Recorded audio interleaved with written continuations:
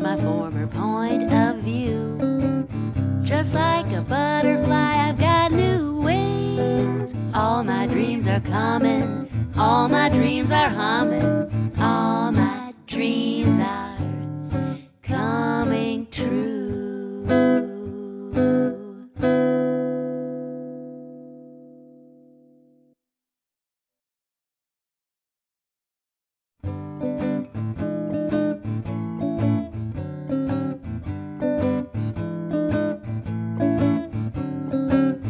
And I owe this happiness to you. Love has changed my former point of view. Just like a butterfly, I've got new wings. All my dreams are coming, all my dreams are humming, all my dreams are coming true.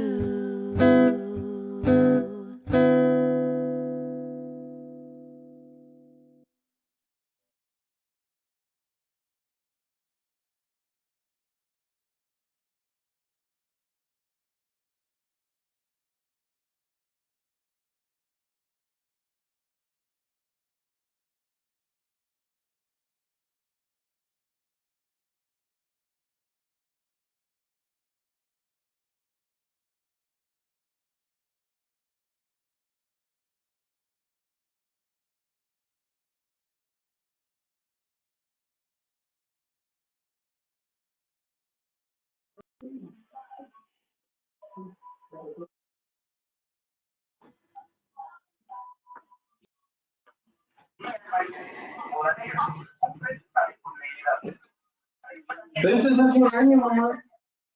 Pero no creo que haya cambiado mucho. No será el legendario.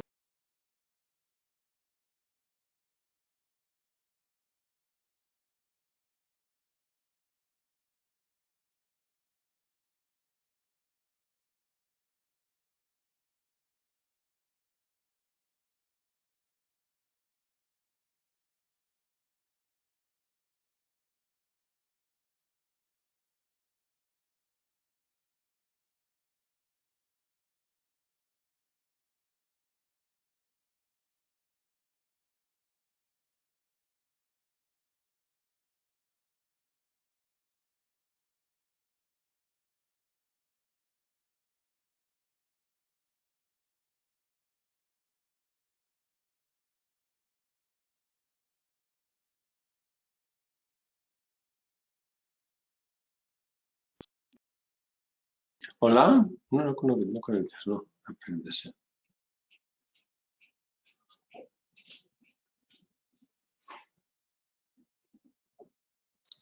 Hola, hola. Hola, os oímos y os vemos. Ah, pues es que yo te oigo ahora, pero aún no te veo. Bueno, cuando queráis me decís disculpándonos por el retraso, que nos hemos retrasado un momento porque teníamos la consulta muy llena y se han retrasado pacientes, pero cuando queráis... Espera, Carolina, ¿puedo compartir ya mi pantalla entonces o no?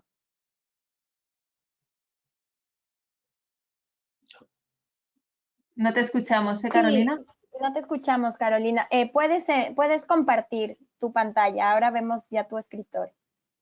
Vale. No, Carolina, no. ¿Tienes algún problema de audio? Sí. ¿Ahora me escucháis? Ahora sí. Sí, bueno, sí, ahora os vemos y os escuchamos y ya cuando queráis podéis comenzar con la presentación. ¿La ponemos ya? Sí, vale. Vale, pues supongo que nos escucháis y si tenéis suerte nos veréis y espero que nos veremos. Antes que nada, pues agradeceros la iniciativa y la invitación a poder pues generar ese ámbito de diálogo y de comunicación entre nosotros, los demás expertos y profesionales, pacientes, todos. Aquí conmigo está Patricia, que como ya conocéis muchos de vosotros, es la enfermera gestora de pacientes de linfedema de Clínica Planas, y a mí pues me conocéis muchos, y a los que no me conocéis pues soy un cirujano plástico que de una forma sencilla pues llevo muchos años luchando para poder mejorar la calidad de vida de los pacientes con linfedema. Entonces, a petición en este caso, de los organizadores de esta reunión, el concepto era intentar hablar un poquito del tratamiento del linfedema. Y digo tratar de hablar porque el tratamiento del linfedema es un tipo de tratamiento pues evolutivo, y os explicaremos qué es lo que estamos haciendo ahora, que dista mucho de lo que hacíamos cuando empezamos y que supongo que también irá evolucionando en los próximos años, ¿no? Esto es, como dicen los americanos, el decir que aunque salgan pues material de la industria médica, pues no tenemos ningún conflicto de intereses, es decir, lo que decimos lo decimos porque creemos que es bueno para todo el mundo, sin ningún tipo de problema, y lo único pues interés, por decirlo, es el ser coautor de este libro, que es uno de las Biblias del tratamiento del linfedema de hoy en día, un libro que escribimos con Peter Nelligan, que es un experto americano, y Neil Piller, que es uno de los grandes linfólogos australianos, ¿no? Vamos a empezar un poquito hablando de qué es la cirugía del linfedema. La cirugía del linfedema, hoy en día, si le preguntas a muchos profesionales dirán, uy, es una cosa que no funciona, es una cosa que es como los crecepelos, ¿os acordáis? Los crecepelos que los humanos llevamos luchando durante los últimos cientos de años para que la gente que es calva pues recupere la melena que perdió cuando era joven. ¿Y qué pasa con los crecepelos? Pues que ninguno funciona, ¿verdad? Y los calvos siguen siendo igual de calvos ahora que en la Edad Media, ¿no? Es decir, si no se hace un trasplante capilar, no hay crecepelos. Pues así un poco ha sido la cirugía linfática durante muchos años. Es decir, la gente hacía cosas que parecía que podían funcionar, pero no funcionaban. Y es lógico que las cosas cuando no funcionan pues desengañen o desencanten, y pues hay gente que aún diga que la cirugía del linfedema como que no funciona. Pero lo que hay que hacer es no rendirse, y no rendirse por un motivo, porque el linfedema afecta a una cantidad importantísima de población mundial. De hecho, es tan importante el linfedema como puede ser la diabetes mellitus o otro tipo de patologías que todo el mundo tiene conciencia de lo importante que son. ¿Por qué? Porque en el mundo hay casi 300 millones de pacientes que sufren de linfedema. Evidentemente que no todos son secundarios al cáncer, pero en el primer mundo el cáncer es la primera causa del linfedema, sobre todo el cáncer de mama en la mujer, ¿no? Cuando vemos España, pues en España tenemos la friolera de alrededor de 1,5 millones de pacientes que sufren linfedema. Repito, unos por cáncer, otros por primario, otros por tratamientos postraumáticos. Es decir, en definitiva tenemos una gran población que lo que necesita es que no renunciemos a tirar la toalla, sino que estemos investigando para proporcionar una curación a ese linfedema, o al menos el que no se convierta en una inexorable enfermedad crónica que siempre progresa a peor. Y la parte mala de esto, que ahí hay que tener pues lo que se llama ética y honestidad, hay que saber que la población que sufre el linfedema pues es una población desesperada porque buscan una solución y no la encuentran, y a la vez es vulnerable pues a esos vendedores de crecepelo que os decía antes, que prometen resultados con apenas conocimiento, ¿no? El por qué los cirujanos plásticos como yo, que no ha pasado solo en España, sino en casi todas partes del mundo, se han metido en el linfedema, es porque nosotros tratamos las secuelas del cáncer de mama, y todos sabemos que la secuela más importante y más invalidante del cáncer de mama no es la mastia, no es perder el pecho, sino que es el linfedema. Y con las técnicas actuales podemos reconstruir el pecho, diría, en el 100% de las pacientes, pero desafortunadamente no podemos solucionar el linfedema en el 100% de las pacientes, pero sí podemos hacer una buena parte de pacientes y tratarlas y mejorar muchísimo y algunas de ellas curarlas.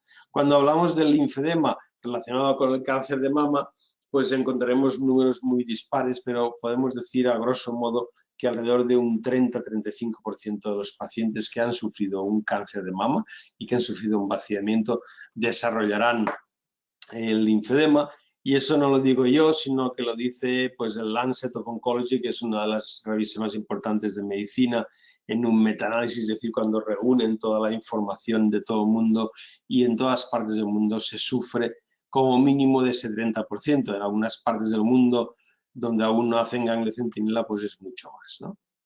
Cuando vemos qué ocurre en el mundo científico, vemos que en los últimos 10 años cada vez hay más publicaciones, es decir, más gente que trabaja investigando y luchando para dar una solución al linfedema, y eso es bueno porque cuando no es una persona aislada, sino que es los que estamos aquí en Barcelona, los que están en París, los que están en Chicago o los que están en Taiwán trabajando, pues al final entre todos, porque hoy en día afortunadamente trabajamos la mayoría en red y conectados, podemos conseguir mejores resultados. El inicio de nuestra aventura con el linfedema fue pues, a partir de esta foto. A mí me gusta ponerla, una foto del año 2005, cuando en uno de los cursos que organizamos en el Hospital de San Pablo, organizamos a ese señor que tenéis aquí, que es Isao Koshima, profesor Koshima, y le invitamos a operar el primer linfedema en España y uno de los primeros en Europa. Y buscamos un caso bien difícil, Antonio, un paciente que no era secundario, no linfedema, sino primario.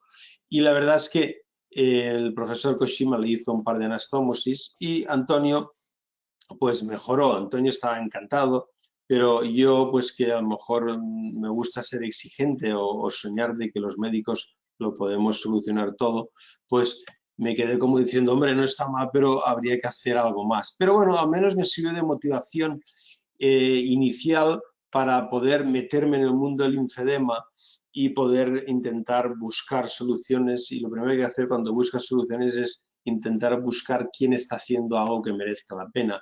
En el año 2005 habían 5 grupos en el mundo totalmente aislados. El grupo de Corinne Becker en París, el grupo del profesor Koshima en Japón, otro grupo en Italia, un grupo en Alemania, Baumeister, y luego Håkan Bronsson, que era una persona aislada en Malmö, en Suecia. Después de viajes, estudiar mucho, visitarles, invitarles a Barcelona, pues me entusiasmé con el linfedema a buscar una solución y elegí al final 3 de esos grupos, no los 5, que me daban más credibilidad y empecé a poder poner en marcha los tratamientos, ¿no? Cuando vemos en general cuáles son las técnicas del linfedema, las podemos dividir en dos grandes grupos, ¿no? Las técnicas reductivas, es decir, que es cuando ya los linfedemas están muy avanzados, que no se puede hacer nada, que lo único que hacemos es intentar sacar, ¿no?, el volumen de piel y de grasa que ha generado este linfedema, porque luego os explicaré que a veces en contra de lo que parece y dice la gente, el linfedema no solo es un acúmulo líquido, sino que este acúmulo líquido va a provocar lo que es una hipertrofia grasa, ¿no?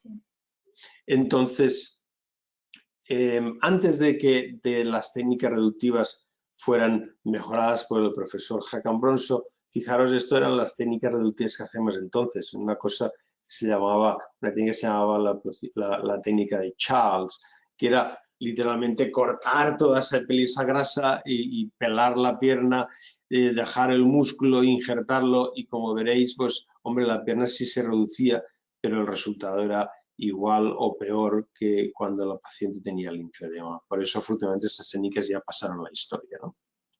El otro grupo de técnicas son las técnicas reconstructivas, que como os he dicho, durante esos 100 y pico de años que los médicos llevamos luchando contra el linfedema, se han desarrollado muchas, y de las cuales cuando hay muchas técnicas que decir que no hay ninguna que sea la perfecta ni la idónea, ¿no?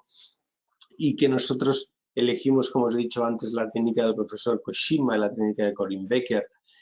Aquí vemos visitando a Corinne Becker, como veis en esas fotos no tenía ninguna cana y después de 15 años luchando con el linfedema he acumulado muchísimas canas. Canas con orgullo porque pues gracias a esas canas también hemos podido ayudar a muchísimos pacientes, ¿no?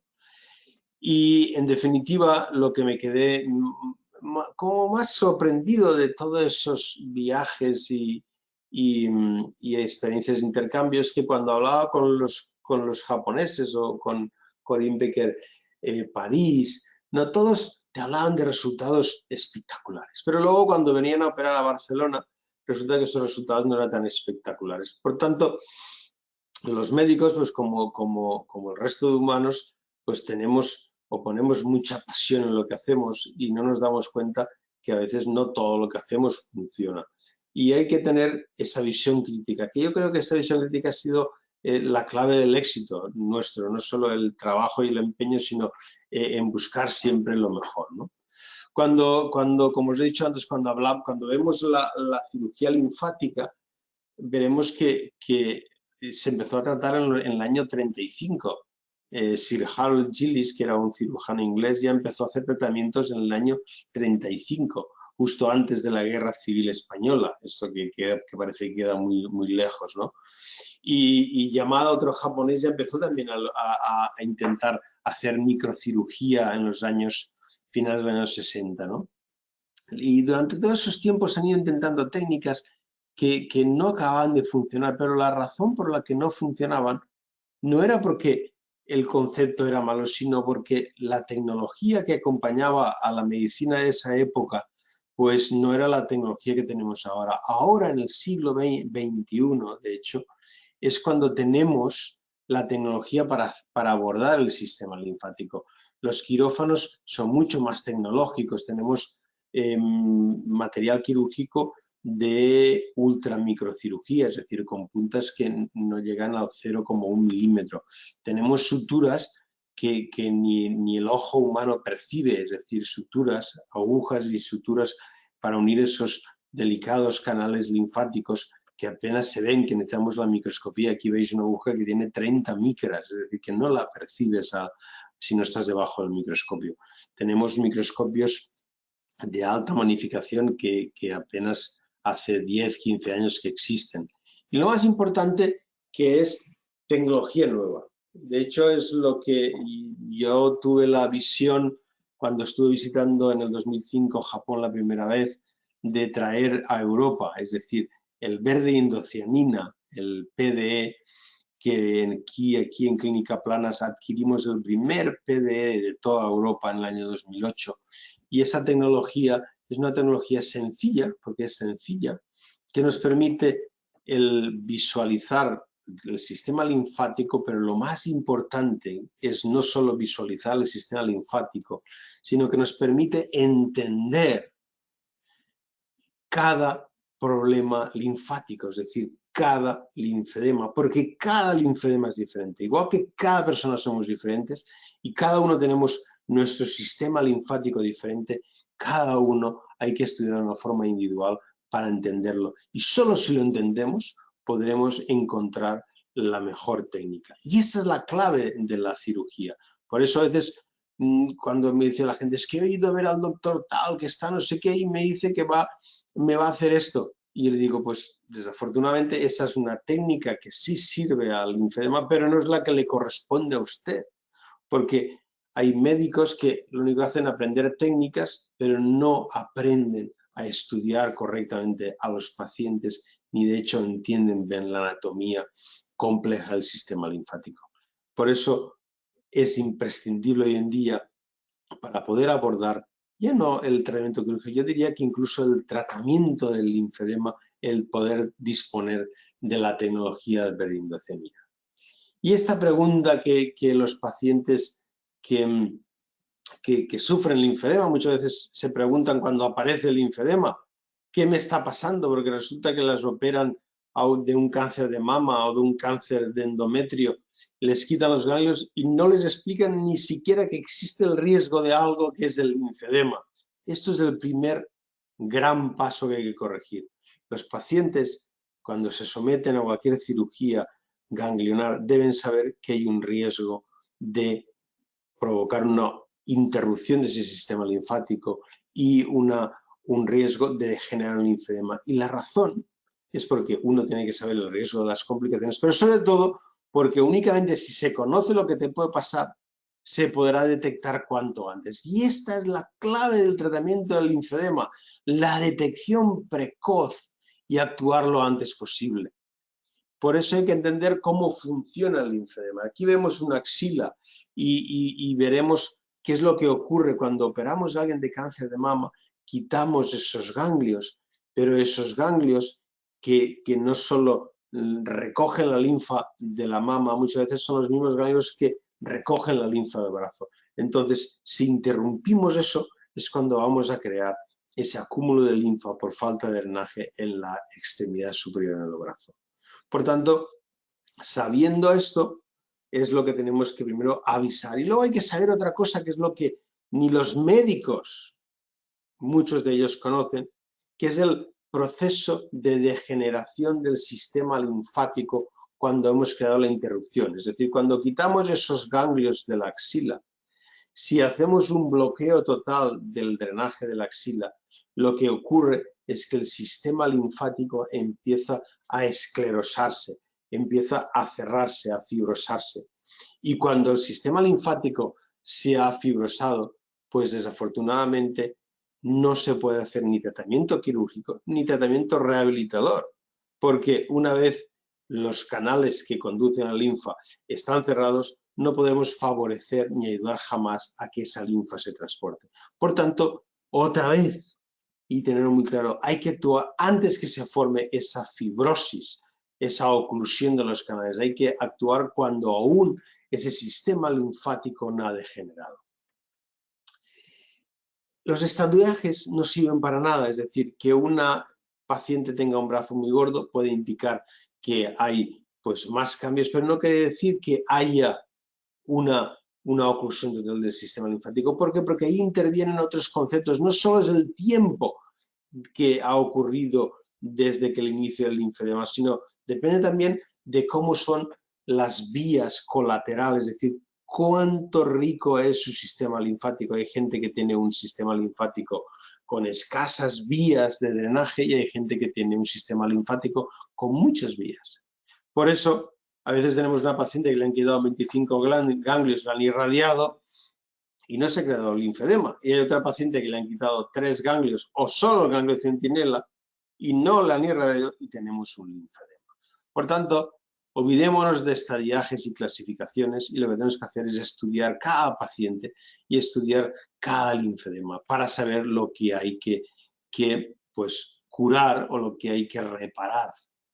Y por eso hay que recordar, para los que no sois médicos y no habéis estudiado anatomía, que el sistema linfático se basa en lo que veremos ahora aquí en esa pequeña pues, animación.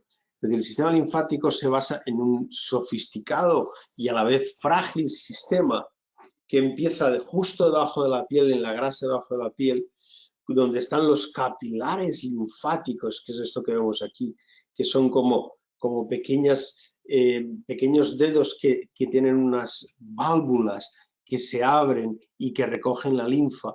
Y la linfa, una vez está dentro de ese sistema linfático, se conduce hacia los ganglios a través de esos canales que, como veis, se contraen. Es decir, la linfa se mueve por expresión, no es como un sistema vascular que tiene un corazón, sino que la linfa necesita que esos canales no estén fibrosados, sino que se muevan para que vayan avanzando desde la mano al antebrazo, al brazo, a la axila y vayan al tronco. Esto que vemos aquí aún hoy en día es desconocido por muchísimos médicos. Y eso es la clave de entender lo que vamos a hacer. Por eso esa señora que vemos aquí, que le quitaron 16 ganglios, que parece que esté un brazo igual que el otro, y cuando va a su médico, al cirujano de mama y al oncólogo, y dice, es que noto algo raro en el brazo, el médico le dice, no, eso está muy bien. cuando va a ver a su médico y a su fisioterapeuta, dice, eso está muy bien, pero resulta que cuando hacemos pues un PD, vemos lo que vemos aquí, que es un brazo derecho normal, ¿veis? Eso es la mano, donde vemos el verde indocianina, que es ese colorante que produce fluorescencia, y donde vemos aquí unos canales linfáticos normales, es decir, unos tubitos que van trayendo la linfa hacia arriba, y esto es lo que veremos pues, en un paciente no operado, es decir, un brazo que tendrá más o menos linfáticos y que llegan a la axila. Pero en cambio, cuando nos vamos al otro brazo, que es el que está operado y que todo el mundo le dice que está perfecto, que está bien, vemos que en esa mano está bien, pero cuando vamos un poquito más para arriba, vemos como una nebulosa. Y esto no es nada más que la linfa que queda acumulada debajo de la piel porque hay una falta de transporte. Y clínicamente, esa señora no tiene linfedema. Pero este momento, cuando el linfedema es subclínico, es cuando más tenemos que trabajar, tanto los fisioterapeutas, los médicos rehabilitadores y sobre todo los que nos dedicamos a planificar si va a necesitar o no cirugía. Por tanto, primer gran paso después de dar la información que no damos actualmente aún en muchos sitios es pensar en el diagnóstico precoz del linfedema. Y una vez tenemos el diagnóstico es cuando podemos empezar a actuar en las técnicas reconstructivas. La primera línea de trabajo es la anastomosis linfático-venosa. ¿Esto qué quiere decir? Pues quiere decir que lo que hacemos es eso, buscar dónde están esos canales que hemos visto que bombean, hasta dónde funcionan, y en la parte más proximal, es decir, más cerca de la axila que aún bombean, cortarlos y unirlos a una vena. ¿Para qué? Para que así la linfa se vaya hacia el sistema venoso y no quede ocluida en la axila. Parece lógico, es decir, un fontanero, se nos estropea un tubo, pues unimos a otro tubo. Y para eso, otra vez, es muy importante el verde indocianina y saber encontrar lo que es un canal linfático sano. Ahí lo veis, eso es un canal linfático, es una estructura pequeñita, un tubito transparente que lo que hace es transportar la linfa. En esta paciente, una paciente que veis que a un poquito por encima de la flexura del codo aún tenía canales linfáticos, lo que hacemos es un cortecito, ahí encontramos los canales, aquí en otros canales buscamos una vena cercana y esta vena la unimos al canal linfático y entonces la linfa empieza a fluir, aquí lo veréis, veis más de cerca ese tubito, la parte que está en vuestra izquierda es el canal linfático, la parte que está en vuestra derecha es la vena, por tanto la linfa ya sale de este brazo y se mueve. Aquí lo veis otra vez con otro ejemplo de otra anastomosis y veis como ese tubito transparente que hemos unido con microcirugía hacia la vena se lleva pues la linfa acumulada. Y así vemos resultados que este brazo al cabo de unos meses pues pasó de 25 en el antebrazo a 19 o de 19 a 14 en la muñeca. Y vemos el resultado al cabo de un año o al cabo de 2 años y esa paciente la operamos en el 2010, imaginaros. Hace ya 11 años que está operada y ha dejado de venir a vernos porque evidentemente estaba perfecta. Pacientes con linfedemas más establecidos, con ya una atrofia grasa, a veces tenemos que combinar el PD con una técnica aún más sofisticada que es la linforresonancia. Y no tenéis que tener miedo cuando vayáis a un médico y nada más veros dice, haremos un corte, mal vamos. Hay que estudiar ante los pacientes, hay que pedir un PD, hay que estudiar una linforresonancia antes de saber qué es lo adecuado. Y aquí veis que en esa señora que solo tenía ya un canal funcionante cerca de la muñeca, pues la hemos unido y hemos solucionado el problema. Aquí veis otra paciente, los diferentes anastomosis y veis que a las 4 semanas de un brazo a otro pues hay una diferencia sustancial. En definitiva, esta sería la primera línea de trabajo que serían las anastomosis linfático-venosas.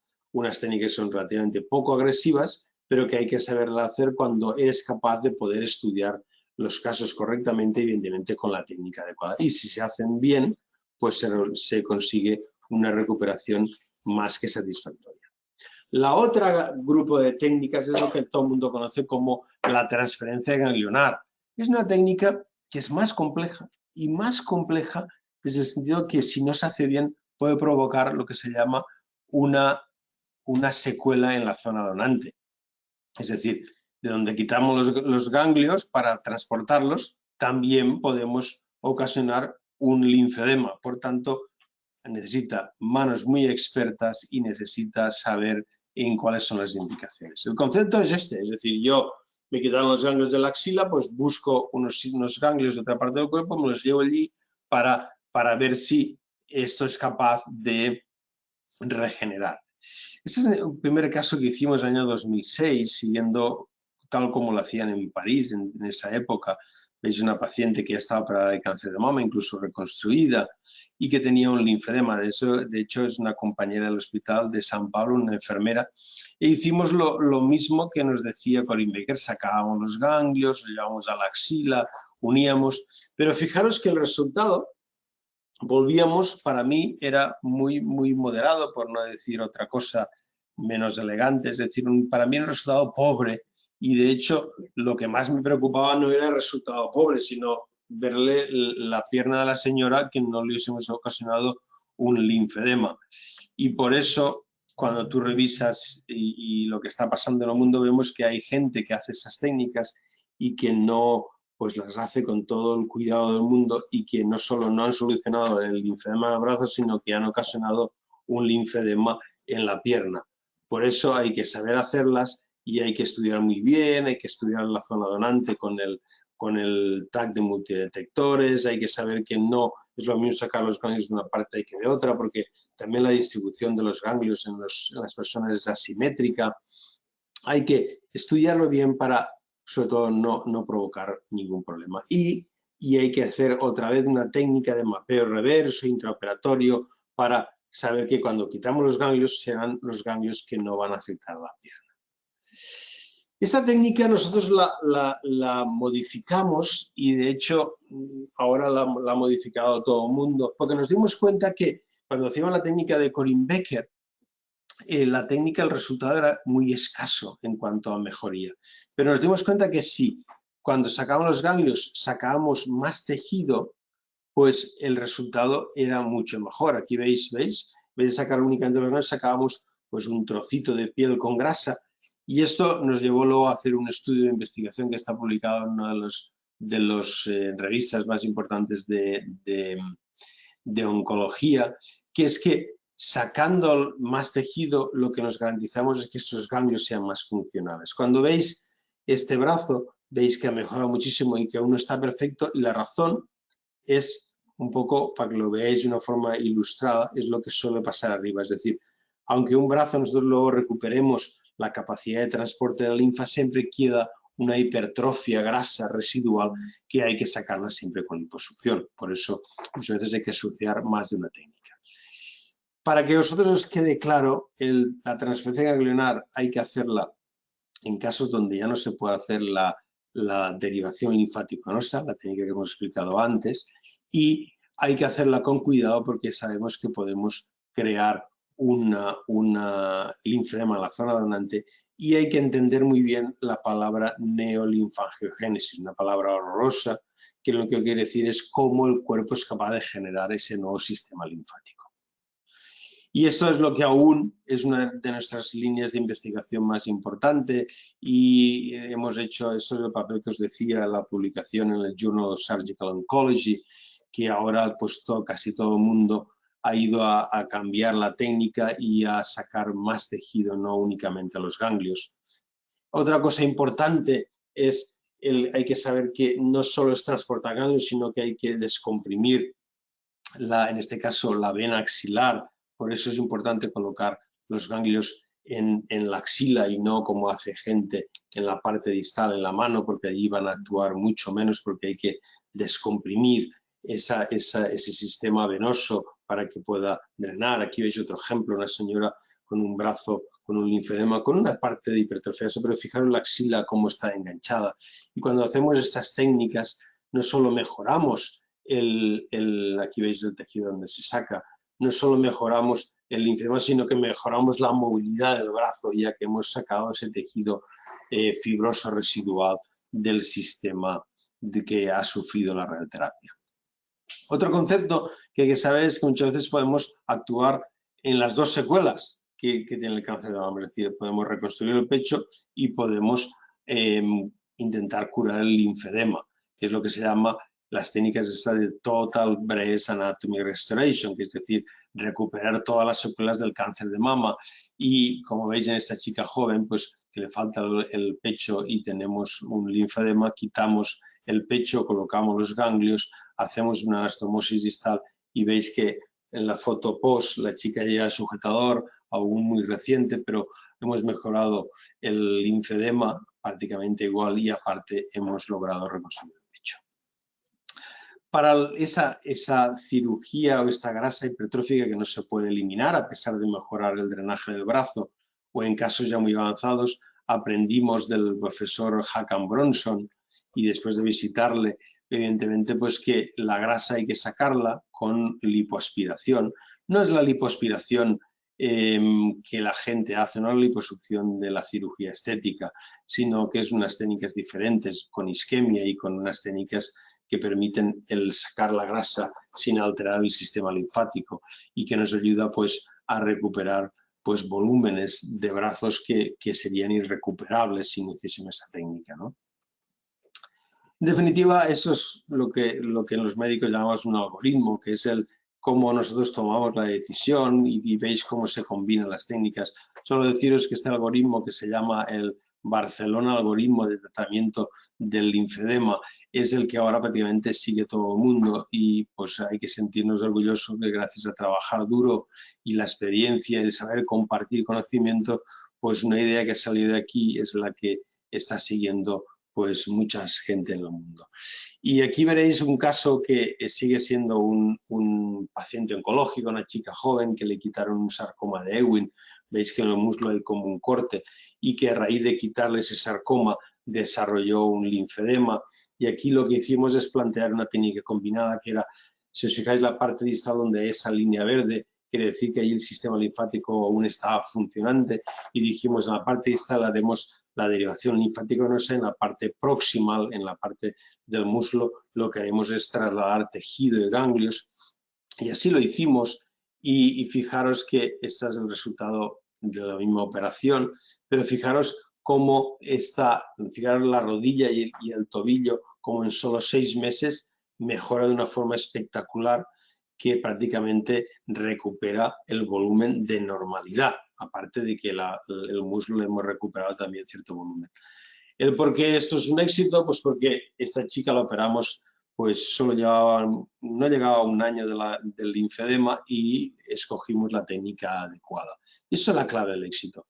Pero ya yendo, y ya casi os dejo ya de torturar con mis explicaciones, el punto más importante que a mí me parece lógico sería el prevenir el linfedema. El prevenir no es solo lo que el magnífico trabajo que hacen los fisioterapeutas y los médicos rehabilitadores, pues intentando mantener esas vías linfáticas abiertas, sino el verdadero concepto de prevención viene en el momento que operamos, en el momento que creamos el linfedema, es decir, en ese momento que vamos a quitar los ganglios, que vamos a interrumpir ese drenaje linfático del brazo, el por qué no podemos reconstruir de una forma inmediata.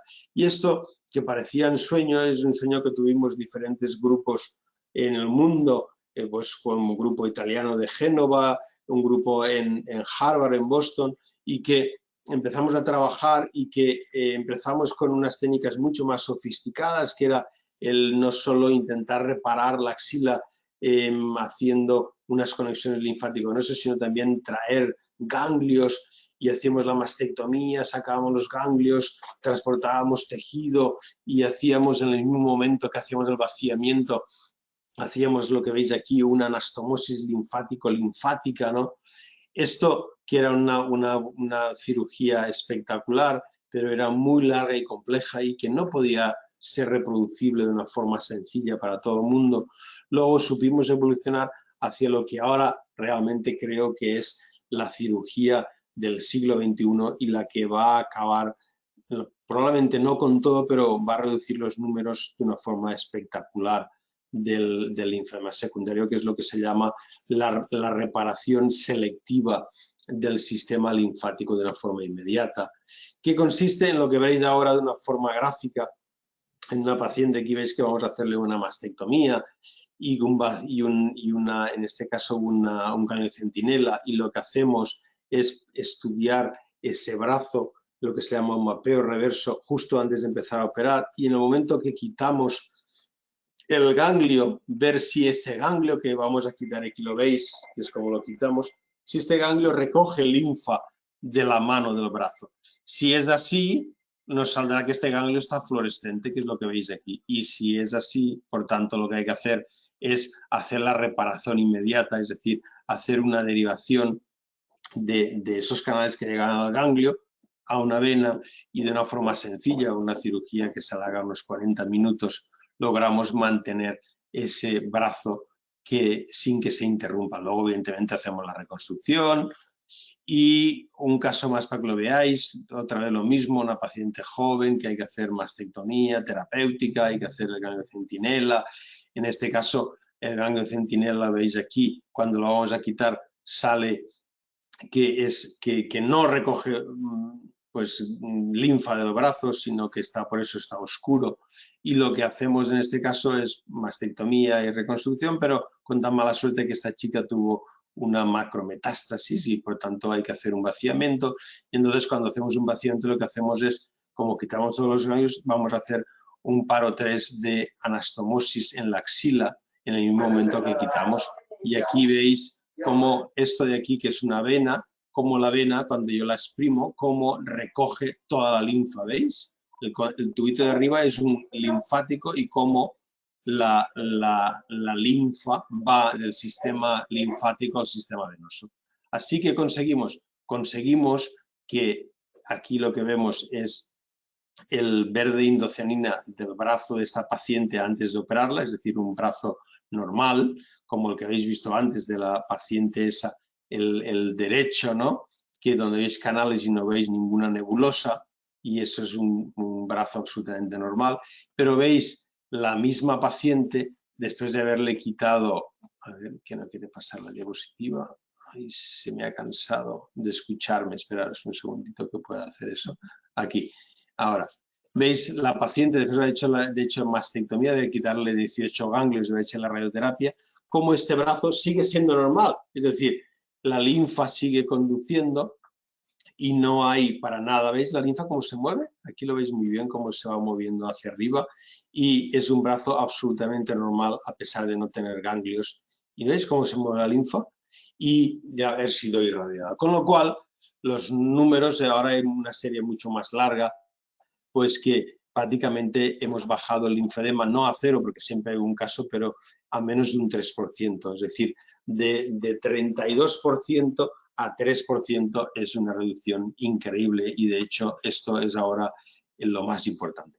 Para terminar y daros paso a Patricia, que está aquí cansada de escucharme, deciros que todo ese mérito no es mérito solo vamos a decir, de un grupo pequeño, es un mérito de trabajar en grupo, de trabajar de una forma multidisciplinaria, y el concepto de una unidad de linfedema debería ser un grupo de gente que todo el mundo sabemos lo que hacemos unos y otros, donde tenemos fisioterapeutas, donde tenemos enfermería especializada, donde tenemos nutricionistas, donde tenemos psicólogos, donde tenemos incluso preparadores físicos, donde tenemos médicos rehabilitadores, donde tenemos incluso dermatólogos, y sobre todo pues los cirujanos que nos dedicamos muy bien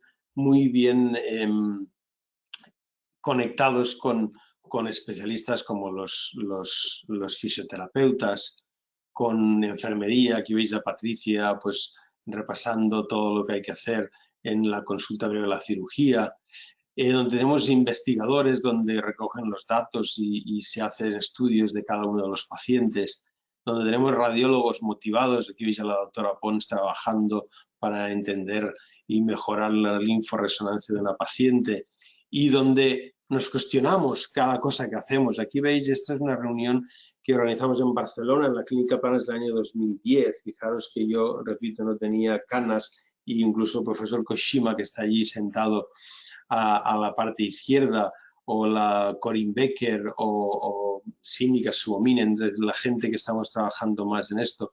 No hay que tener miedo de sentarnos, discutir y decir, oye, lo que hacéis en Chicago no me parece lo mejor, porque es la única forma de andar. Y así poco a poco es como se logran pues consensos y entender ese difícil y limitante mundo que es el linfedema. Para terminar, mostraros la foto de Antonio, de ese primer caso que hicimos en el 2005 con el profesor Koshima, y la foto de Antonio en entonces y la foto de Antonio ahora. Antonio sigue viviendo en Málaga, es una foto del 2016.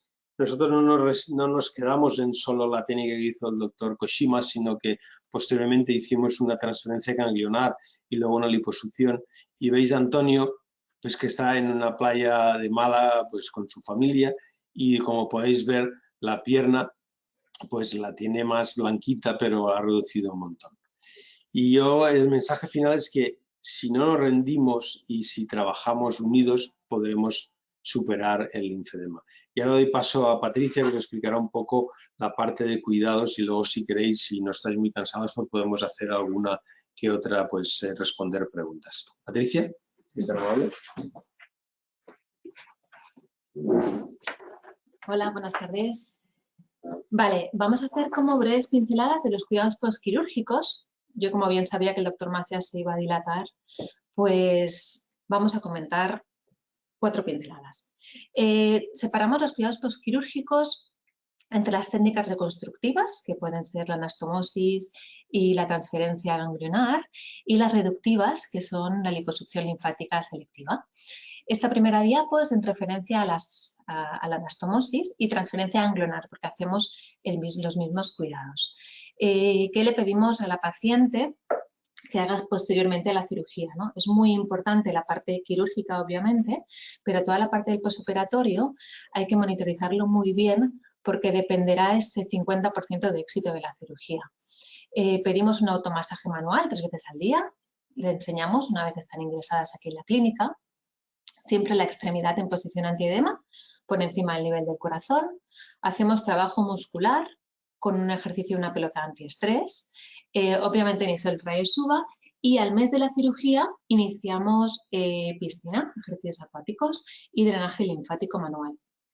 En el caso de las técnicas reconstructivas, hacemos el cambio de vendaje por prenda a los 2-3 meses de la intervención. El vendaje nunca lo vamos a hacer compresivo, simplemente es funcional. Sí que en verdad que en países referentes como puede ser en Japón, el profesor Koshima, por ejemplo, no pone ningún tipo de vendaje postquirúrgico, no lo creen necesario, pero sí que es verdad que una vez iniciamos la cirugía del linfedema aquí, vimos que el perfil de paciente es muy distinto y creímos necesario realizar este vendaje más que nada para que el paciente tenga conciencia de que está intervenido. Y ya pasamos a los cuidados postquirúrgicos cuando son terapias cuando es el tratamiento reductivo de liposucción linfática selectiva. Iniciamos, en este caso, la prenda directamente viene de la cirugía, viene una vez el paciente sube de quirófano y hacemos el cambio de prenda compresiva 2 veces por semana, las 3 primeras semanas y después cada día. Además, al día siguiente de la cirugía, a las 24 horas, ponemos tejido circular en modo de calcetín, y lo que pedimos siempre es que se retire este tejido circular a la noche y en momentos largos de descanso, porque si no, realmente a nivel del dolor el paciente no lo soportaría y no está indicado en el momento de la noche, porque a lo mejor crearía que el retorno venoso no fuera el adecuado. Retirar la faja si procede al mes de la cirugía, ¿por qué? Porque a veces, además de poner en las medias que normalmente llegan hasta muslo, ponemos una faja extra para que hagan un poquito mejor el retorno en toda la zona abdominal.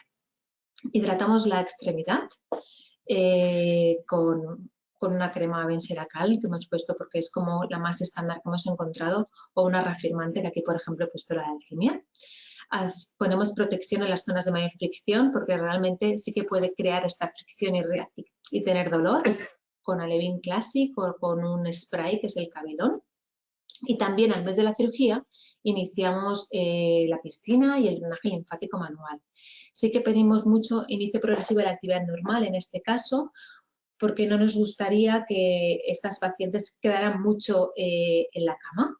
Sin embargo, en la cirugía con reconstructivas, con la anastomosis o la transferencia, realmente iniciamos enseguida todo el tema de la sedestación, deambulación, etc. Eso es extremidad superior. Si es inferior ya cambia todo bastante. Y al mes de la cirugía podemos iniciar actividades tipo conducir, ejercicio, coger pesos, sin problema. ¿Qué hacemos a nivel de terapia compresiva? En la anastomosis linfático-venosa haremos el mismo protocolo, tanto anastomosis linfático-venosa como transferencia, y la anastomosis de extremidad superior, el inmediato haremos el vendaje funcional, que ya he comentado antes, con una venda CREP, la verdad que es bastante sencillo, y a los 2 o 3 meses empezaremos con Joxelvarex Soft de compresión 2, y siempre hacemos mediciones de la extremidad afectada. Después veréis por qué decimos esto, porque con la liposección linfática lo hacemos bien diferente. El modelo será una manga hasta axila con silicona soft para que no moleste. Nos encontramos que la silicona, si era lo normal, hacía bastante daño, y con opción de guante según la afectación de mano. Cuando es Joxelvarex Soft, aún no disponemos de la soft que sea directamente junto con mano. Si es extremidad inferior, también hacemos mediciones de la extremidad afectada, Joxelvarex Soft, la compresión 2 también, aunque sea de extremidad inferior, y le hacemos media hasta muslo, con elevación máxima de la ingle, con dedos abiertos. Siempre nos gusta tener los dedos abiertos para básicamente ver el retorno. La opción del guante la ponemos a posteriori de la cirugía, pues pasados esos 48 primeras horas, y opción de guante si el paciente también tiene el pie según el estado del pie que presenta el paciente. Si hay edema en la parte superior, esto se presenta a veces con vaciamientos a nivel de la ingle. Tenemos la media con muslo, con sujeción a cintura o panty. Muchas veces es mucho más cómodo el panty. La transferencia seguimos el mismo protocolo, y la liposección linfática selectiva, esto es un poquito lo más lioso, porque realmente las mediciones las hacemos de la extremidad sana, menos en muñeca, que se tomarán las de la afectada y de mano. ¿Por qué? Porque en la zona de la mano no se acumula nada de distrofia grasa y por lo tanto nosotros aquí no actuamos. Y no es necesario un exceso de compresión. Utilizamos la Joxelvarex de compresión 2. El modelo que utilizamos es manga hasta axila, con extensión hombro también de silicona soft. Utilizamos un guante de quemados, no queremos que haya mucha compresión en la zona de la mano porque si no causaría mucho dolor, pero sí que ponemos el Joxfarrow Wrap, que es como un guante que nos ayuda, un guantelete, que nos ayuda a controlar un poquito el tema del edema en la mano. ¿Qué se nos presenta? Claro, posterior a la cirugía, como hacemos tantísima compresión en el brazo, la mano tiende a hincharse, a inflamarse. Lo consideramos totalmente normal dentro de los 2 o 3 primeros meses. Sí que es verdad que hay pacientes que ya presentan este edema, que es un tema de drenaje a nivel de canales linfáticos más profundos. Esto sí que es verdad que no va a poder mejorar en exceso después de la cirugía. Y liposucción linfática selectiva de extremidades inferiores. Aquí también hacemos referencias de la medición a nivel de la extremidad sana, menos en tobillo, que se tomarán las de la afectada tobillo y pie. Hacemos Joxelvarex pero de compresión 3, la media hasta muslo, calcetín circular de compresión 2 y siempre pedimos 2 prendas para tener de recambio. Esto es un modo súper rápido a nivel de pinceladas de cuidados postquirúrgicos y por nuestra parte ya está. Daros muchas gracias por atender a este webinar. Y procedemos con Carolina, que yo creo que Carolina tenía preguntas, que nos podría formular las preguntas. Sí. No te escuchamos, Carolina. ¿Ahora me escucháis? Sí, sí. Sí, perdona. Los comentaba que sí, que los asistentes ya han ido haciendo algunas preguntas. Por ejemplo, Reme Ruiz, bueno, agradece la webinar y pregunta al doctor Jaume si en los casos en los que hay que realizar radioterapia después de la cirugía, si también realizas las anastomosis de manera inmediata, y si es así, si habéis observado si la radioterapia afecta a esas anastomosis. Sí, esa es una pregunta y de hecho era una de nuestras preocupaciones, ¿no? El hacer la anastomosis y luego algunos pacientes debían ser irradiados. Lo curioso es que primero hacemos siempre la anastomosis en la parte más, vamos a decir, distal de la axila, es decir, hacia la parte del brazo. Y luego, incluso al principio, curiosamente, ni comentarlo con los radioterapeutas, pero la verdad es que los pacientes que hemos irradiado no hemos tenido ningún tipo de complicación. Es decir, uno de los temibles efectos de la radioterapia que pudiese afectar a los vasos unidos, no. Y curiosamente, esta experiencia que tenemos en Barcelona coincide con el equipo de Harvard, que recientemente hicimos un webinar en la Sociedad Americana, que tampoco han tenido ningún tipo de complicación. Por tanto, es decir, es una indicación el hacerlo de inicio, es decir, es mucho peor el riesgo a la fibrosis y a que se ocluya que el que puedan ser dañados por la radioterapia. Vale, muy bien. Después también siguiendo con el tema de la radioterapia, nos preguntan si al tratar al paciente con radioterapia afecta al sistema linfático. Sí, la radioterapia es una de las causas, es decir, y esto Patricia os lo dirá mejor que yo, es decir, hay una serie de factores. El principal factor de crear un linfedema es la cirugía. El siguiente factor que influye es el sobrepeso, es decir, la obesidad. Se ha visto que la gente obesa tiene más riesgo de generar linfedema. Y es una cosa que es por sentido común, es decir, cuanto más tejido tenemos en el cuerpo, más cantidad de linfa provocamos. Si nosotros hacemos una interrupción total o parcial de ese drenaje, pues evidentemente si produces mucha, será más fácil que te acumule. Y luego, la radioterapia es una cuestión que para eso le voy a ceder la palabra a Patricia, porque ella ha hecho un estudio interesante y os dirá cuál es la visión de la radioterapia en los pacientes, no lo que dicen los libros, sino lo que vemos en España. Sí, curiosamente, la muestra que nosotros cogimos una muestra de 504 pacientes para analizar los factores de riesgo predisponente en una población europea. Cogimos 2 hospitales referentes de tercer nivel y mayoritariamente los resultados dio que fue el primero de todos el nivel de disección axilar y que fue pues obviamente el nivel 2 y 3 de PERC, contra más resección, más riesgo de linfedema. Después fue el número de ganglios linfáticos extraídos, obviamente, si los ganglios eran positivos o no, una vez diseccionados, y curiosamente el índice de masa corporal. En la muestra nuestra de 504 pacientes, la radioterapia no fue significativa. Tiene su explicación, porque sí que es verdad que nuestra muestra, nuestros 504 pacientes, todas tenían vaciamiento axilar y por protocolo, muchas de las veces, tanto si era positivo o no, tenían radioterapia. Por lo tanto, es normal que no salga significativo. Pero es un poco lo que viene a decir, a pesar de que la radioterapia es necesaria y es indiscutible que hay que hacerla, y que a los cirujanos plásticos no nos gustan en los pacientes que se someten a la radioterapia, se ha visto que el impacto de la radioterapia es menor de lo que nos pensábamos. Por tanto, a la pregunta que has preguntado, el asistente, podemos decir que el impacto de la radioterapia en la axila es menor del que esperaríamos, es decir, que es mucho menor, es mínimo.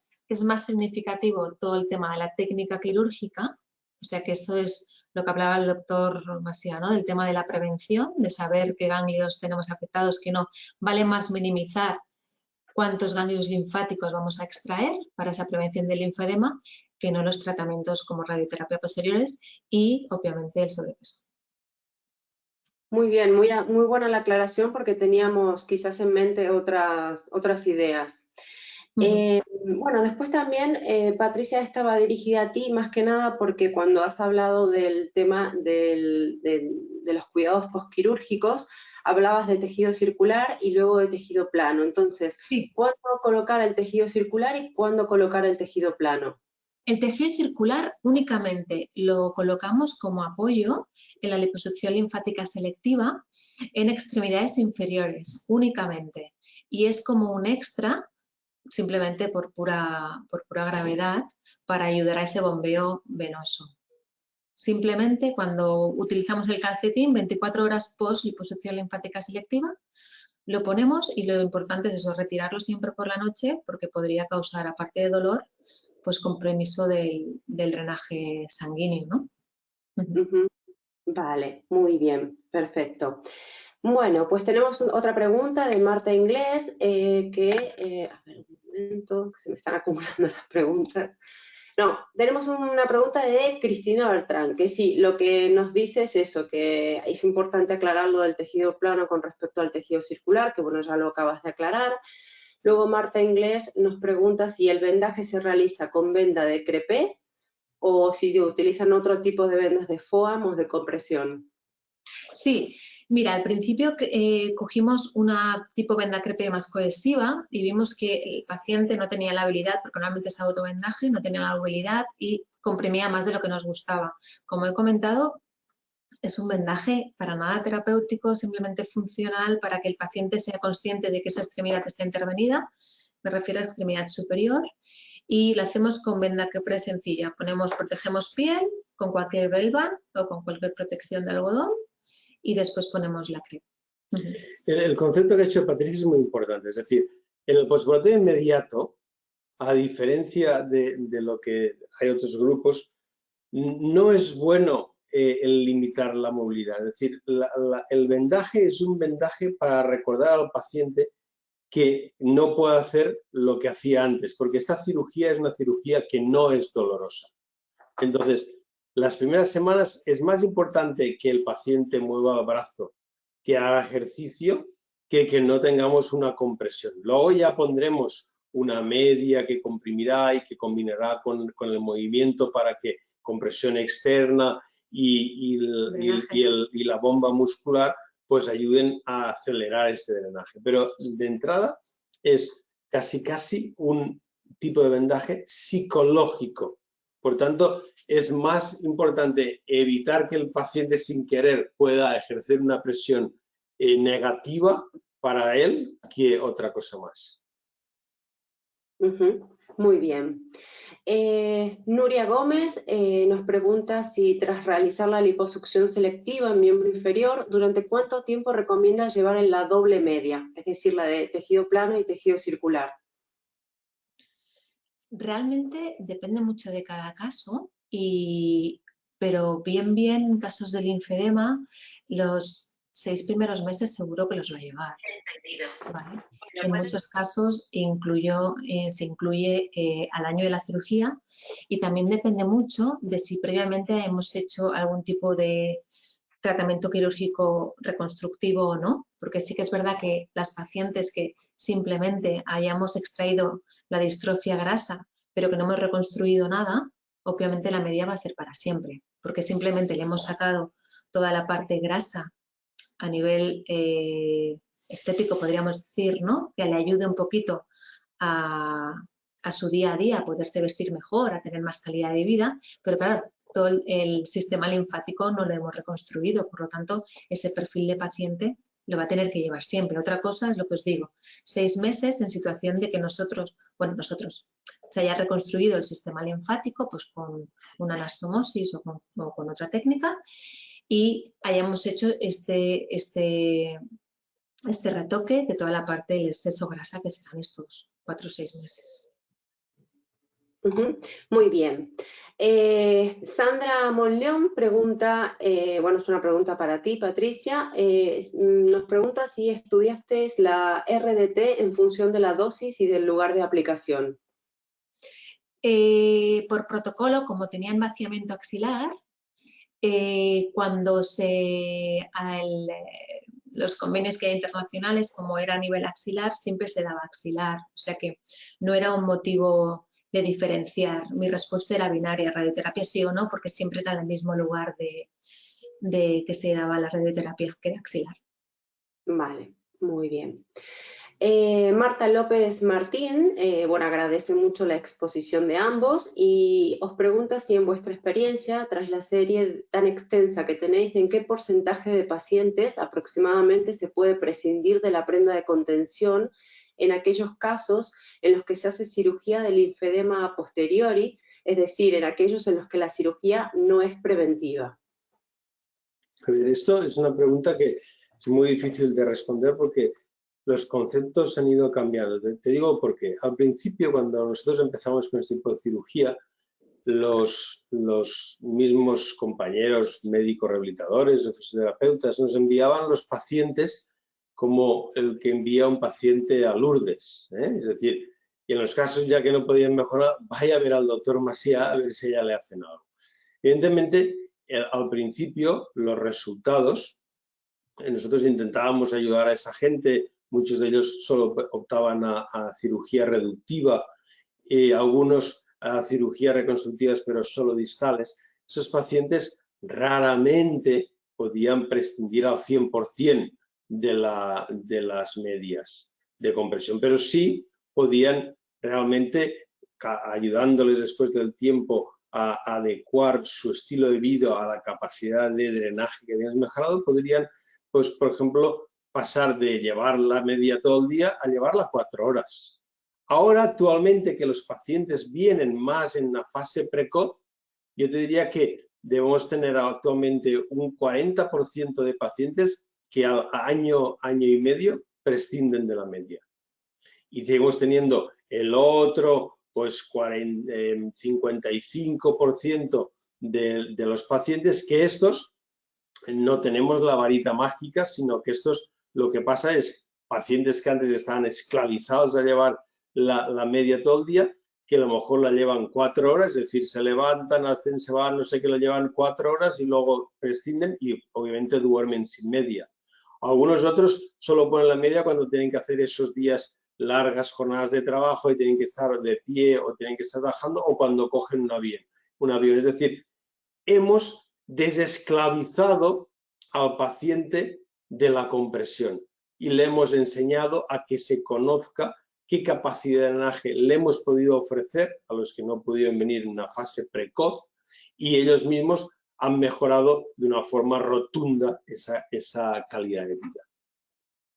Exacto, ha cambiado notoriamente su calidad de vida. Muy bien. Pues Sandra Monleón hace otra consulta y pregunta por qué en numerosos estudios se encuentra que la radioterapia es un factor de riesgo. A ver, los estudios es como todo, ¿no? Es decir, tú cuando miras y recoges datos de una forma retrospectiva, pues hay diferentes factores. Evidentemente, los pacientes que se irradian son pacientes que ya de entrada tienen peor pronóstico y tienen una cirugía que es mucho más radical, ¿vale? Entonces, lo que hay que discernir es si realmente el impacto, como ha dicho Patricia, es de la radioterapia o es de la cirugía. Y de hecho, esta observación que hemos visto nosotros aquí, la misma en estudios prospectivos es la que está reciente publicada en el Annals of Surgery del grupo de Chicago. El problema que hay en el linfedema, que si analizas bien toda la literatura del linfedema, tanto del tratamiento quirúrgico como conservador del linfedema, la pobreza metodológica de la mayoría de trabajos hace que sean los resultados totalmente inconsistentes, es decir, que podemos aprovechar o decir que tenemos muy poca evidencia científica realmente cuando aplicas los parámetros de búsqueda de evidencia científica en las publicaciones que hay. Por eso ahora todos los trabajos que se están haciendo suelen ya plantearse de un punto de vista multicéntrico, prospectivo, para intentar comparar. Durante años hemos hecho pequeños reinos de taifas donde cada uno veía su visión, pero que los datos eran incomparables porque éramos incapaces e incluso de medir el linfedema y su evolución de una forma sistemática a todo el mundo. Bueno, sí. Bueno, a ver. Reme Ruiz vuelve a preguntar si habéis realizado anastomosis inmediatas en pacientes oncológicos con linfadectomías inguinales y si hubo resultados positivos.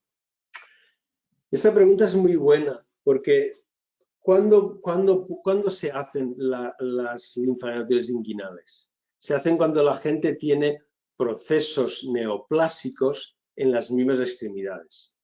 Melanoma, sarcomas. En estos casos no podríamos hacer una anastomosis en la zona inguinal. ¿Por qué? Porque lo que estaríamos haciendo es favorecer la diseminación tumoral.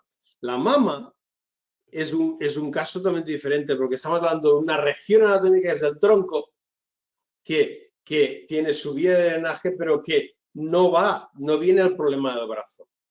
En los únicos casos que se hacemos anastomosis profilácticas en las extremidades inferiores son en la zona distal de los sarcomas, es decir, si un sarcoma, como esa chica que os enseñaba en la foto, afecta al muslo, hoy en día lo que hacemos es la anastomosis por debajo de la rodilla, es decir, para mantener el sistema linfático funcionante sin ningún riesgo de diseminación tumoral, porque por debajo de la rodilla esa paciente no tiene ningún problema oncológico. Pero la idea de hacerlo a nivel de la ingle, desafortunadamente, por el mismo proceso oncológico neoplásico, es una contraindicación. Muy interesante. José Ignacio García Bretón nos pregunta cómo se resuelve la posible diferencia de presiones entre el sistema linfático y el sistema venoso al hacer una anastomosis para evitar el reflujo venoso hacia el sistema linfático. Esa es otra pregunta buena de fisiología, que es la clave. Es decir, para cuando operamos y hacemos cosas hay que saber anatomía y fisiología. El sistema venoso, como todos sabemos, tiene un sistema valvular y eso es muy importante. Primero, cuando eliges las venas, buscar venas que no sean venas grandes, que de hecho eso es uno de los grandes problemas que hay, y que sean venas competentes. Hay que buscar venas de un calibre mínimo y que tengan sistema valvular competente. Entonces es cuando tú conectas un sistema linfático que de entrada tiene menos presión que un sistema venoso, pero si tú eliges bien el sistema venoso, el sistema linfático, a medida que vaya aumentando la presión, va cediendo el volumen al sistema venoso y no hay reflujo. Es decir, cuando tienes un reflujo directo, que esto nos ha pasado hace muchos años, es porque no hemos elegido correctamente las venas. Por eso la planificación no es juntar vasos, sino es estudiar muy bien. Y uno de los problemas que hay es que a veces tienes sistemas linfáticos buenos, pero no tienes venas. Y desafortunadamente entonces es mejor no tocar el sistema linfático y planificarlo en otra zona anatómica. Claro, porque tiene que ser una vena cercana y ese estudio se hace en el momento en que cuando se tiene abierto al paciente. Muy bien. Teresa Maneiro nos pregunta que con el objetivo de prevención del linfedema, si creéis oportuno colocar prenda de presioterapia en las linfadenectomizadas que ya son postquirúrgicas y pre a tratamientos de radioterapia. ¿Vos quieres contestar tú? Es decir, la vena de compresión, como un estímulo a que aumente la presión del sistema linfático es buena. Es decir, la pregunta sería sí. Ahora tiene que ser una medida de compresión que no sea una tortura, porque de hecho para la paciente este brazo, si encima hemos hecho la reconstrucción inmediata, no tiene un acúmulo de linfa. Por eso la combinación de una cierta presión externa, que en ese momento que hemos unido los vasos me va a mantener un flujo linfático mayor, es buena. Igual que el ejercicio. Es decir, para mí es tan importante la presión que conseguimos con la compresión externa como el ejercicio. Lo ideal es combinar las dos cosas, porque si yo a esa paciente le hago mover la mano al antebrazo que la bomba muscular funciona y tiene una compresión externa, el líquido va a mucha más presión. Por tanto, la respuesta es buena, pero el concepto de compresión, que vamos a decir dinámica, de compresión que favorece, no una compresión para eliminar algo o para estrechar algo, sino para eliminar, y tiene que ser una que sea bien tolerada y cómoda para los pacientes. Pues quirúrgicamente ponemos el vendaje, un vendaje eso muy funcional, y después sí que ponemos algún tejido plano, pero tipo soft, para que la paciente lo lleve bien. Y la paciente en estos casos realmente lo lleva cuando le apetece. No nos hace, claro, como realmente no es un tratamiento, como ellos no han tenido, no han sufrido el linfedema, pues es eso, realmente no son muy rígidos y funciona bien. O sea, la paciente está tranquila, no ha tenido ningún signo de linfedema, por lo tanto se la pone, se la quita, pero... Es que el concepto tiene que ser este, es decir, es un poco a demanda, es decir, incluso, y personalmente yo creo que la interrupción de llevar unas horas una compresión, quitarlas, hace otro estímulo a que ese sistema linfático esté sometido a diferentes presiones y vaya fluyendo más rápido. ¿Entendéis? Es decir, es muy importante que jamás lo que hacemos al paciente linfedema le suponga una tortura. Porque Exacto, cuando... que esté cómodo. Y o No. sea que perfectamente podría utilizar, por ejemplo, un Elvarec Soft en compresión 1 o 2, dependiendo si es miembro superior o miembro inferior. Correcto. O sea, más de una compresión 2 ya sería demasiada compresión para este tipo de casos. Sí. Muy bien. Pues Ángela María Sánchez Barba pregunta cómo podemos evitar que se esclerosen las vías linfáticas.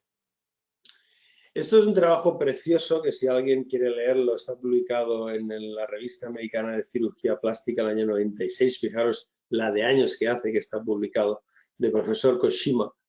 Y desafortunadamente es una cuestión de fisiología, de cómo el sistema linfático está formado. Es por unas células lisas que cuando comprimen y no son capaces de mover el líquido, lo que acaban es como lo mismo que nos pasaría a nosotros si nos ponemos a empujar una pared, te acabas agotando.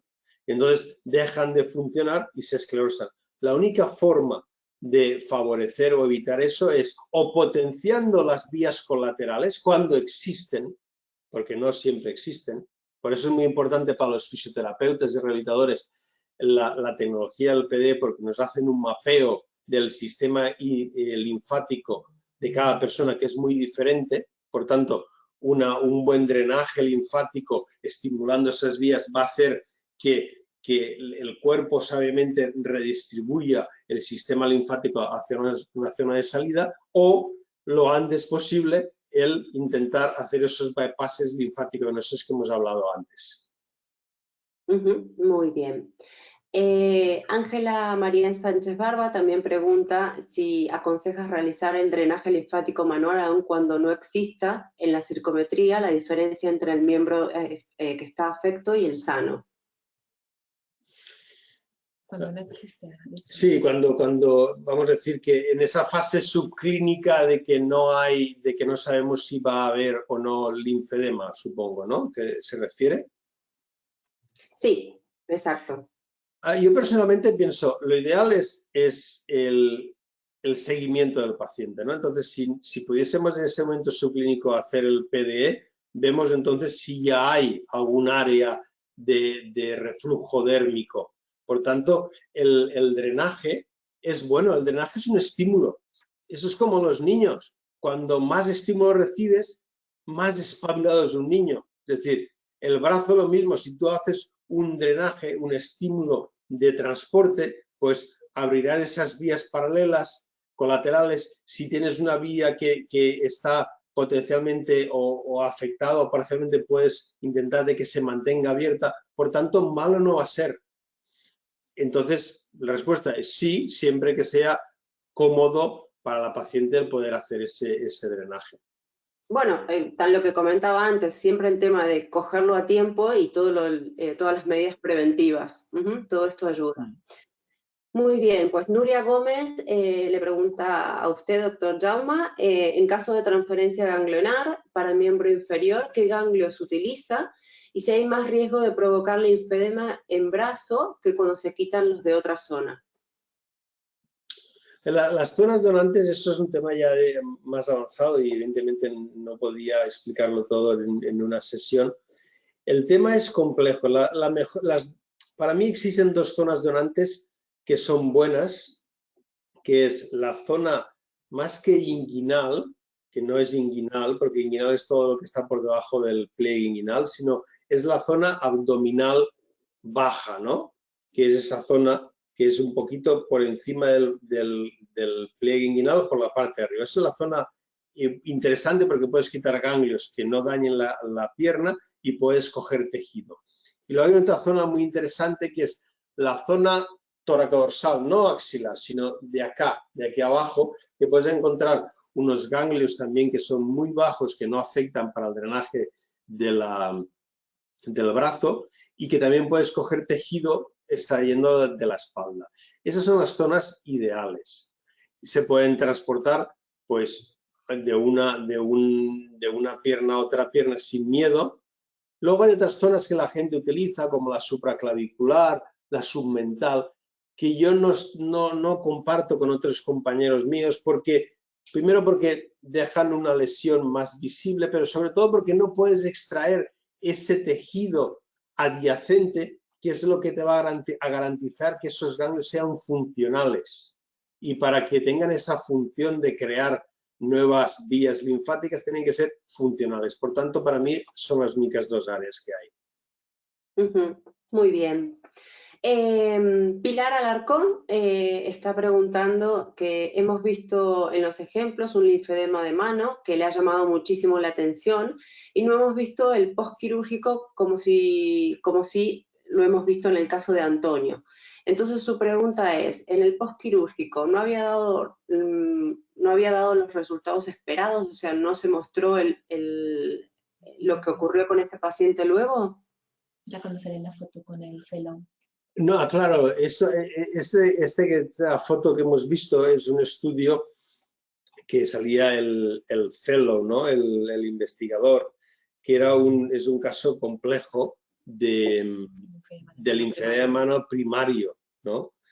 Solo he puesto el ejemplo que es para que entienda la gente que las cosas que no se pueden resolver, al menos hay que estudiarlas, ¿entendéis?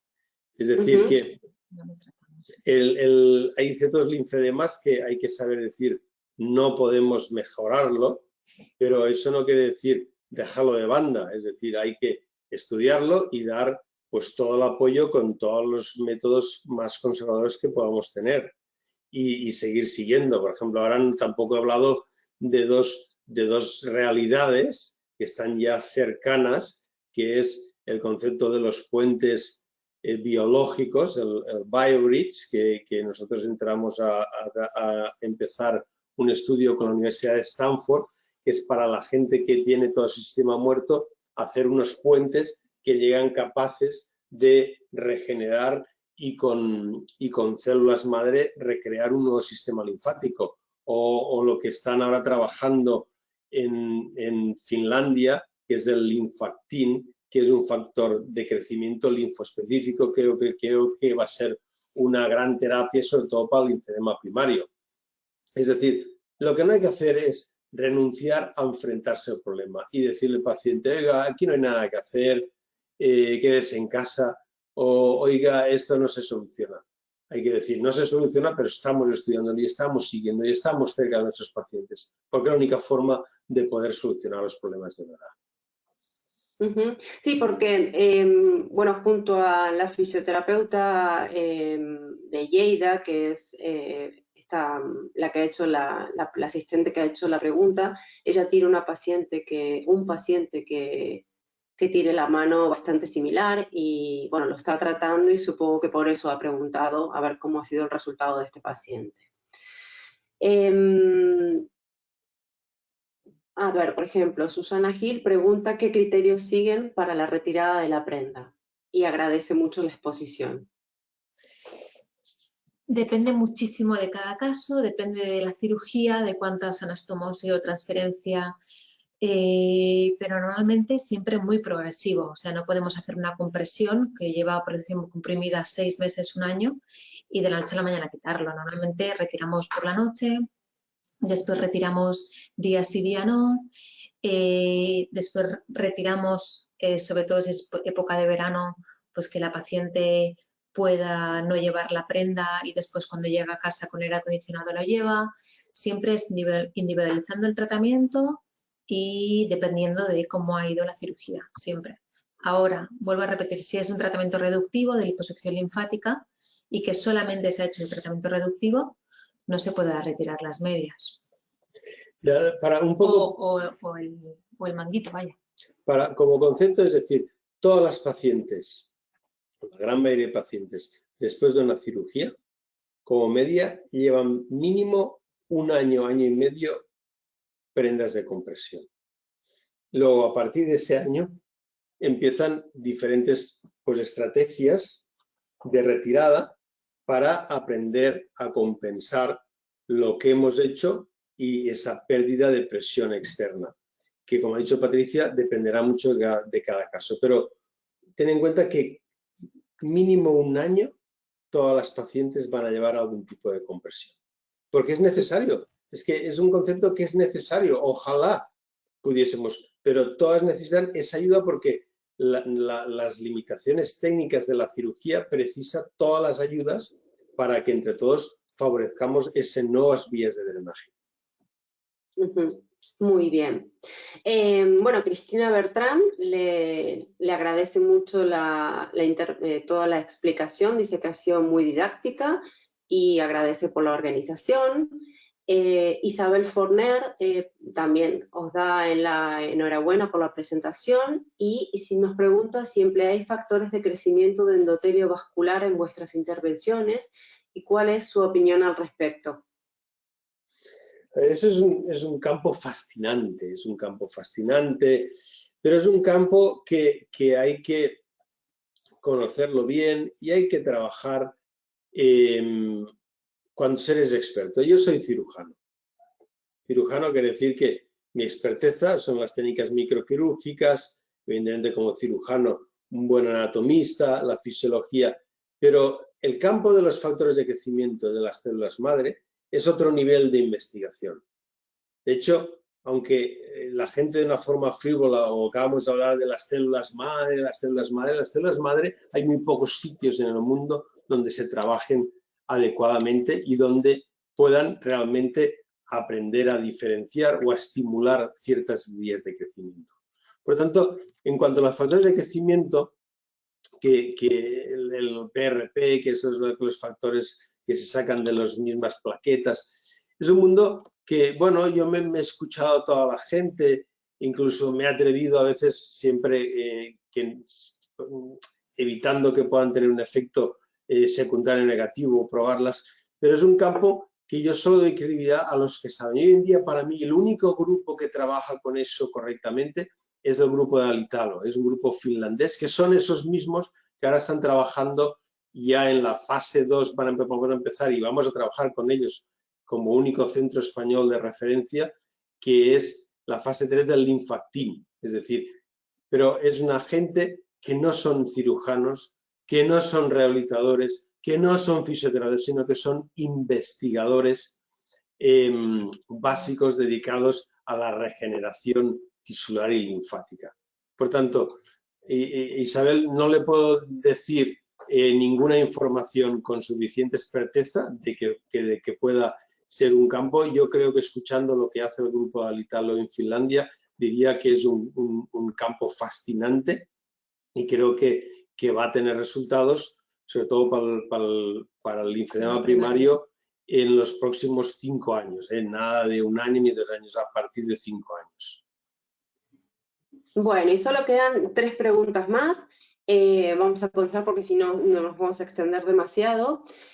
Por ejemplo, Sandra Monleón pregunta, ¿en un linfedema subclínico no intervenido quirúrgicamente estaría indicado la media de compresión?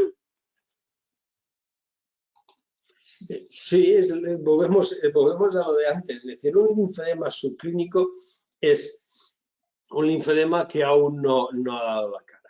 es un linfedema que está en esa fase de que es linfedema, es edema posoperatorio, es debido a que esos linfáticos que se han tenido que tocar durante la cirugía no sabemos si son o no funcionantes. Durante ese periodo, cualquier cosa que hagamos que pueda estimular a favorecer el drenaje linfático de la extremidad es fantástico, es bueno, sea mantener una cierta compresión, como ha dicho Patricia antes, suave pero externa, el drenaje linfático. Para mí, acompañado de esto, lo que para mí es primordial es ese diagnóstico precoz. El diagnóstico puede ser clínico o puede ser objetivo por imagen. Y el diagnóstico objetivo por imagen no es la linfogamografía, que es prueba que hemos utilizado desde hace 50 años, sino que es la linfografía directa con periodindocina, que ha demostrado tener más sensibilidad, ser mucho menos cara, mucho menos lesiva y muy fácil de hacer. Nuria Guirao pregunta, cuando el linfedema está afectando a las dos piernas, en una más que en la otra, con mayor rapidez, ¿cómo se realiza la anastomosis? ¿En las dos piernas o solo en una? No, eso dependerá, es decir, el concepto, una vez tenemos el problema creado, el concepto es fácil, tenemos que solucionar cuanto antes ese problema. ¿Por qué? Porque nos conlleva una degeneración y esa degeneración hay que revertirla lo antes posible. Entonces, las piernas se puede operar perfectamente las dos piernas a la vez, primero porque tienes un solo posoperatorio y porque lo que vas a hacer para una pierna va a ser igual de bueno para la otra. Es decir, la cirugía, aunque hablamos de piernas, la gente funcionalmente puede hacer lo mismo. Tendrá que cambiar ciertos hábitos, como por ejemplo, cuando hacen ejercicio, no sobrepasar cierto tiempo, pero estamos hablando de 50 minutos de ejercicio, que luego después del ejercicio tienen que tener, como ha explicado Patricia, las piernas elevadas para favorecer el drenaje venoso, pero nos permite poder operar las dos piernas en la misma cirugía, sin ningún problema. Muy bien. Reme Ruiz vuelve a preguntar si habéis realizado anastomosis en pacientes oncológicos con linfedemas de cara y cuello o incluso transposición de ganglios en ellos, y si con respecto a la pregunta de la compañera de Lleida, de la mano que no se trataba, si dice si en pacientes con únicamente la mano muy hinchada, generalmente la vena axilar está atrapada y por alguna adherencia de la cicatriz, quizás liberándola quirúrgicamente o con alguna terapia manual, mejoraría mucho el edema. A ver, el tema es como siempre, ¿no? Es decir, vamos a responder la primera. Linfedema de cabeza de cuello. El linfedema de cabeza de cuello secundario se crea cuando hacemos un vaciamiento cervical y son pacientes, desafortunadamente, los que precisan vaciamientos cervicales que tienen mal pronóstico, una buena parte de ellos, muchos tienen que irradiarse. El linfedema de cara es complejo. Yo solo tengo experiencia con una paciente y más que decidí operarla. ¿Por qué? Porque el pronóstico era bueno, porque a pesar de tener un vaciamiento y tener todo, pues una limitación o un parón funcional de conexión entre cabeza y cuello, parecía tener vías profundas que funcionasen. Y es una paciente, además una paciente de Alicante, que durante varios años haciéndole anastomosis a nivel preparotidio, logramos realmente deshinchar mucho. Pero tengo experiencia de un caso. Koshima, que tiene mucho más experiencia, es muy cauteloso a la hora de hablar de expectativas, porque es muy complejo. Es decir, hay que entender cuánto dañado está el cuello. Si el cuello no tiene vías linfáticas, la linfa se tiene que ir a algún sitio y es muy difícil de solucionar.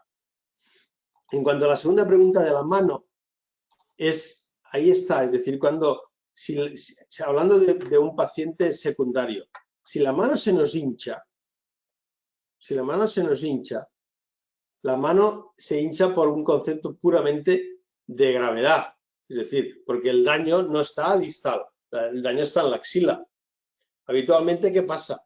que la mano se hincha, pues porque la paciente ya tiene una afectación del brazo y el linfedema, sea o por el tratamiento que lleve de compresión, a veces estrangula y se acumula más, o porque la paciente tiene algún tipo u otro de patología que hace que se mueva. Es decir, pero por lógica, la mano sola no debería de hincharse. No debería de hincharse, es decir, porque la causa no está en la muñeca, está aquí arriba.